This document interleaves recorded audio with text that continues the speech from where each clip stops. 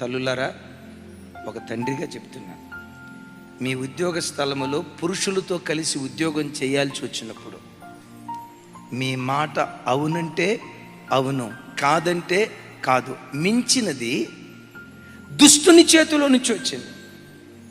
దుష్టుని చేతిలో నుంచి వచ్చింది. మీరు కాలేజీకి వెళ్ళిన చోట అసలు నేనంట, ఆడబిడ్డకి మగవాళ్ళతో స్నేహం ఏంటి? ఆడబిడ్డ మగాళ్ళన్న ఫోన్ నంబర్ తీసుకోవటం ఏంటి? ఫేస్బుక్లో మగాళ్ళతో చాటింగ్ చేయటం ఏంటి?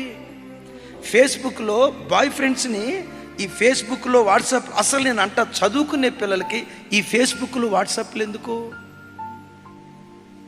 10వ తరగతి చదివే పిల్లలకి, ఇంటర్మీడియట్ చదివే పిల్లలకి ఇన్స్టాతో ఏ పని, ఫేస్బుక్తో ఏ పని?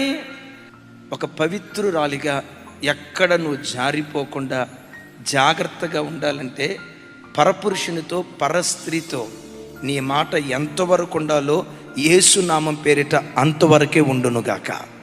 మీరు కాలేజీకి వెళ్ళిన చోట అంటారు మిమ్మల్ని చూసి, మీరు భలే అందంగా ఉన్నారండి, మీ ఫోన్ నంబర్ ఇస్తారా, నేను అప్పుడప్పుడు మెసేజ్ చేస్తాను అని. అంటే కొంతమంది ఆడపిల్లలు ఏమని సమాధానం చెప్తారో తెలుసు, ఎట్టాటి మా అమ్మోళ్ళకి తెలిస్తే అస్సలు ఊరుకోరు. అంటే అమ్మోళ్ళు ఊరుకోరు కానీ వాడికి అక్కడ దొరికిపోద్ది. దీని మైండ్ చాలా లూజ్ అనుకుంటారు.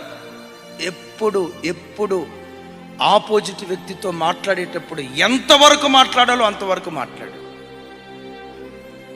మీ భర్త లేని టైంలో ఎవడో ఒకడు వస్తాడు, సర్పం లాంటివాడు, sister praise the lord sister అంటంతో తలుపు తీసి, రండి బ్రదర్, టీలు తింటారా, టిఫిన్లు తాగుతారా, కూర్చోండి బ్రదర్ అని కుర్చీ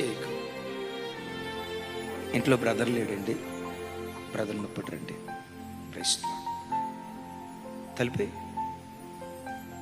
ఇంకొకసారి వాడు నీ ఇంటికి వస్తే నన్ను అడుగు. ఎందుకు? ఇది భయంకరమైన దినాలు. వావి వరసలు తప్పి మనిషి పశువులాగా బ్రతుకుతున్న భయంకరమైన దినాల్లో బ్రతుకుతున్నాం. ఇలాంటి దినాల్లో ఒక వ్యక్తి పవిత్రతను కాపాడుకోవాలంటే ఎంత జాగ్రత్తగా తను కాపాడుకోవాలో